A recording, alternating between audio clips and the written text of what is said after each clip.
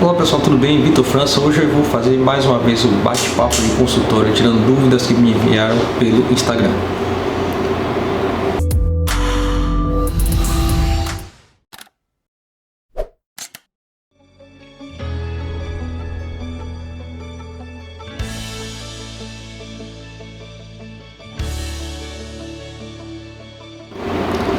Doutor, o uso de colírio para irritação nos olhos pode ser feito sem orientação? Bom, jamais. A orientação é só use medicação prescrita pelo seu médico.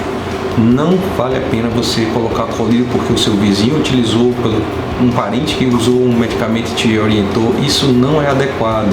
Até porque, pessoal, existem tratamentos diferentes para situações diferentes, com colírios diferentes. E o mesmo colírio utilizado com propósitos que não são adequados, obviamente pode trazer problemas.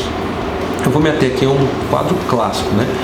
Paciente que utiliza corticoide, e aí não precisa nem ser colírio, corticoide oral, para asma, por exemplo, os inalatórios, né?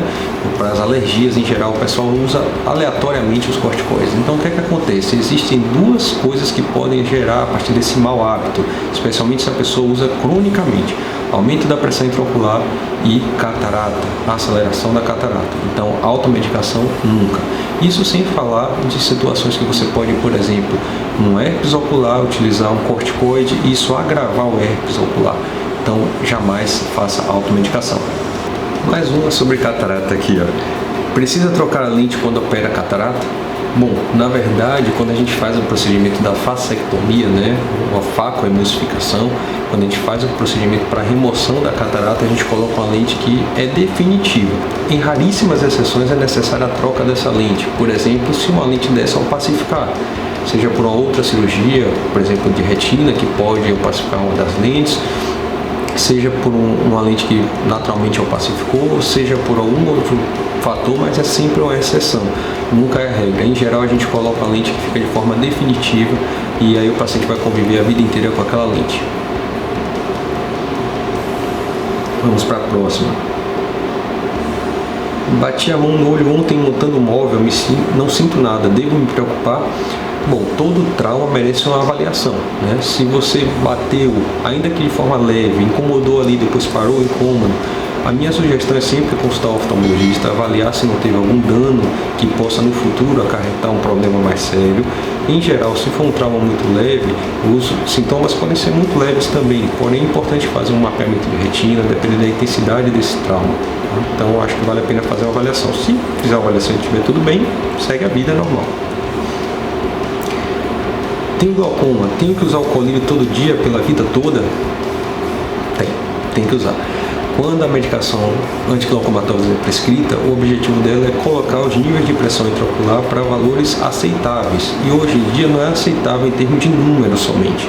Hoje em dia, a pressão intraocular ela é, entre aspas, personalizada. Existe, claro, uma faixa de normalidade, mas às vezes pacientes que estão na faixa de normalidade ainda têm um nervo do olho em sofrimento. Então é importante o acompanhamento sequencial, regular com o seu médico oftalmologista. E aí, se foi prescrita a medicação para controle da pressão intraocular, essa medicação deve sim ser utilizada de forma constante, diariamente. Vamos para a próxima. Após fazer a cirurgia de pterígio, com quanto tempo ele pode voltar? Bom, essa é uma pergunta clássica, né? A cirurgia de pterígio é uma remoção da famosa carne do olho, né? E essa cirurgia visa, obviamente, fazer com que essa carne não retorne. Mas a gente sabe que existem alguns fatores individuais, genéticos até, né? E também os fatores externos, ambientais, como a exposição ao raio ultravioleta, que pode gerar o retorno desse pterígio. Em geral, quando a gente usa uma técnica de transplante conjuntival do próprio paciente, esse pterígio tem uma chance muito pequena de retornar, mas ainda assim pode, né? Então, com relação à pergunta aqui, com quanto tempo ele pode voltar, geralmente quando ocorre uma recidiva, ou seja, um retorno do pterígio no pós-operatório, geralmente são nas primeiras semanas ou nos primeiros meses de pós-operatório. Geralmente não ocorre a longo prazo, tá? Mas claro, estamos falando de medicina, isso é o mais comum, né? Mas não é exclusividade. Pode acontecer sim de um ou outro paciente desenvolver o pterígio, uma recidiva anos após, mas não é mais comum. Quando é indicado usar óculos que são chamados óculos de descanso? Bom, eu particularmente não gosto muito do termo óculos de descanso, porque eu acho que dá uma impressão errada para o paciente. Eu prescrevo óculos toda vez que o paciente tem algum tipo de sintoma ou dificuldade de fato para enxergar. Se o paciente enxerga bem, mas ele força a visão e começa a ter sintomas como dor de cabeça, sensação de cansaço na visão, eu passo os óculos, né? Independente, estamos aqui, pessoal, falando independente do valor do grau. Às vezes o paciente tem 0,50 de grau e convive bem com isso, não sente absolutamente nada. Com um paciente como esse, eu não vou passar óculos. Por outro lado, eu posso ter um outro paciente com os mesmos 0,50, por exemplo, de grau, e esse paciente tem bastante incômodo com a visão. Então, a depender dessa necessidade, a gente passa o óculos. E aí, como é que eu vou classificar? Óculos de descanso, para usar continuamente. Eu, quando passo óculos para o paciente, eu estou falando por mim, tá, pessoal? Eu passo com a orientação de usar o máximo de tempo possível nas atividades que incomodam esse paciente. É claro que se ele tem, sei lá, 0,50 de grau e vai jogar futebol, vai praticar algum esporte, ele não precisa dos óculos para isso. Porém, se é um paciente que está ali numa vida acadêmica ou num trabalho que demanda uma visão constante na tela de um computador, por exemplo, eu peço para ele usar o máximo de tempo possível. E se isso envolver o dia inteiro, é o dia inteiro.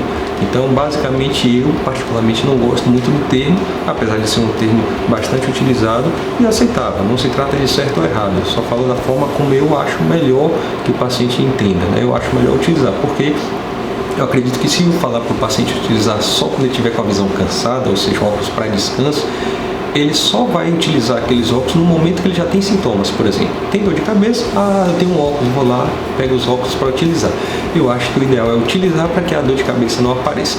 Não sei se deu para entender a lógica aí, mas eu acho que é mais prudente ser assim, tá bom? Uma pergunta aqui sobre um tema que a gente chama refração. Pode acontecer da miopia regredir, no meu caso, o grau começou a diminuir. Bom, não é o mais comum, né? Quando a gente tem um paciente míope, a gente ouve falar que o grau vai aumentando, até que chega um momento que estabiliza, né? É a história que todo mundo ouve desde muito cedo, muito jovem. Porém, é comum esse aumento até uma determinada idade, porém, alguns pacientes conseguem, entre aspas, reduzir um pouquinho desse grau. Em geral, não o suficiente para se livrar dos óculos, mas pode experimentar, sim, uma redução do valor do grau. Sei lá, usava 2, passou a usar 1,5, né? Uma variação pequena assim, já havia acontecido algumas vezes. Lembrando que isso pode ser percepção, né? Você pode fazer um exame um ano, no ano seguinte você achar um grau menor como mais confortável e na verdade não houve uma mudança de fato do grau. Você percebeu com aquele 0,25 ou 0,50 a menos e isso é possível acontecer. E aí não estou falando só de miopia, pode acontecer com qualquer tipo de erro refracional. Você pode simplesmente achar um grau um pouco menor, mais confortável do que o grau que você achou no ano anterior. Essa aqui é legal. Depois que fiz 40 anos, o grau, principalmente da hipermetropia, tem aumentado muito. É normal? Bom, pela descrição aqui da sua pergunta, o que você provavelmente está querendo me dizer é que você passou dos 40 anos e a coisa apertou mais, né? Isso é extremamente comum. A isso a gente dá o nome de presbiopia, que é conhecida também como vista cansada ou síndrome do braço curto, né? Porque a pessoa faz isso para enxergar, né? Então, no final das contas, se você já era hipermétrope antes dos 40 anos, você já tinha uma certa dificuldade para perto. Só que até essa faixa etária, em torno dessa faixa etária, a gente tem uma reserva acomodativa ali que a gente consegue compensar um pouco e passa batido. A partir dos 40 anos a gente começa clinicamente a perceber isso, né? Então o paciente realmente força e começa a afastar para tentar enxergar melhor. E isso é a presbiopia. Então alguém que é hipermétrope, ele já tende a ter um pouquinho dessa presbiopia um pouco antes do que esses 40 anos. Então começa lá com os 38, 39, então já começa a ter aquele esforço um pouco mais intenso. Então essa piora da hipermetropia provavelmente é uma adição que vai ser necessária acrescentar ao seu grau, sendo o óculos multifocal. Mais uma sobre óculos aqui, né? Existem pessoas que não conseguem se adaptar ao óculos multifocal. Bom, a maioria das pessoas, com jeitinho, consegue se adaptar, né? É um óculos realmente desconfortável no início, você começa a utilizar, vê buraco no chão, ladeira, vai subir um degrau de escada, parece que o degrau é 2 vezes o tamanho que ele é, começa a andar, parece que está tropeçando em tudo, parece que está meio bêbado até, né? Então os óculos multifocais realmente são bastante desconfortáveis no início. aqueles pacientes que persistem utilizando, sabendo que esse desconforto inicial é passageiro, eles continuam, passam esse tempo aí de tormentas e vem a calmaria depois. O óculos, uma vez adaptado, o paciente não consegue tirar mais. Quer dizer, não consegue não, mas ele evita tirar, porque a partir do momento que ele está bem adaptado, quando ele quer olhar para perto, ele bota, já acha a posição corretamente. Quando ele está assistindo a televisão à distância, ele já vê melhor, está dirigindo, vê bem, né? Então tem alguns macetes para adaptar. O primeiro deles, para você se adaptar bem aos óculos multifocais, é não retirar os óculos. O que a gente vê muito em consultório, às vezes o paciente fica muito bem com o grau que a gente faz nos testes, né, dos aparelhos, e o aparelho em si ele calcula o grau de longe, depois a gente calcula o grau de perto, está tudo separado. Quando a gente aglutina isso nos óculos multifocais, é progressivo. Então quando você olha reto para frente, você está olhando para a distância. À medida que você vai baixando o seu olho na lente, você automaticamente está utilizando graus cada vez mais fortes, cada vez mais facilitadores para a visão de perto, né?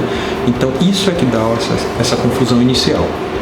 Então, se você usa os óculos o tempo inteiro, a tendência é que você consiga sobrepor essas dificuldades iniciais aí, você vai se adaptando. A segunda questão é, comece usando dentro de casa. Por quê? O território da sua casa você conhece. Você sabe o tamanho de um degrau, você sabe se tem alguma ladeirinha, você sabe se tem algum desnível no piso. Enfim, você conhece plenamente o território da sua casa. Então, se você utiliza e vê que tem uma coisa muito fora do habitual, você sabe que aquilo ali é o efeito óptico da lente. Então, à medida que você vai posicionando sua cabeça, né, procurando a posição, você vai se adaptando cada vez mais. Em geral, os pacientes se adaptam relativamente rápido, não passa mais do que 2 semanas, né? Pode chegar um pouco mais, até então de 28 dias, 4 semanas. Porém, em geral, a gente vê o paciente se acostumar com 1 semana, com menos do que isso. E claro, existe aquele sortudo, aquela sortuda que coloca os óculos e não sente nenhum desconforto, mas infelizmente isso é exceção. A maioria das pessoas vai ter algum tipo de dificuldade.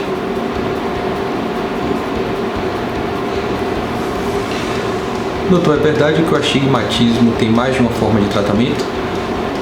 Bom, o astigmatismo, antes de mais nada, né, vai gerar uma visão meio embaçada, meio borrada, né? Alguns poeticamente classificam como se fosse um quadro pintado que alguém esbarrou a mão, né? Enfim, poesia demais aí para descrever o quadro, mas é basicamente isso aqui. Eu vou tentar mostrar aqui na lente, não sei se vai ficar muito legal, mas vamos ver aí. Vou botar para vocês uma imagem aí que vocês vão entender um pouquinho como é a visão do paciente que tem astigmatismo. E o astigmatismo pode ser tratado de algumas formas. A mais clássica de todas, óculos, né? Mas também pode ser feito o uso de lente de contato, existe cirurgia refrativa que pode compensar um pouquinho isso, e até na própria cirurgia de catarata a gente consegue compensar o astigmatismo. Então, o astigmatismo tem várias formas de tratamento, sim, está correto. Doutor, é normal sentir dor nas vistas e ter que usar óculos depois? Na verdade é o contrário. Você está sentindo dor na visão? Exatamente, quer dizer, estou falando aqui de forma generalista, tá pessoal? Claro que tem que ser examinado e identificar o porquê que está acontecendo esse incômodo, que às vezes nem é culpa dos olhos. Porém, se a gente pensar na oftalmologia, se você usa, por exemplo, muito tempo o computador, muito tempo o próprio celular, à medida que você usa e sente desconforto, dor de cabeça, cansaço, turbação visual, o mais provável é que realmente você vá se beneficiar do uso de óculos. Bom pessoal, e se você gosta desse tipo de conteúdo, se você quer que eu faça mais vídeos como esse, com dúvidas de consultório, deixa um comentário aqui embaixo, assine as notificações e inscreva-se no canal para que isso chegue a cada vez mais pessoas e a gente consiga esclarecer mais dúvidas acerca da oftalmologia. Um forte abraço e até o próximo vídeo.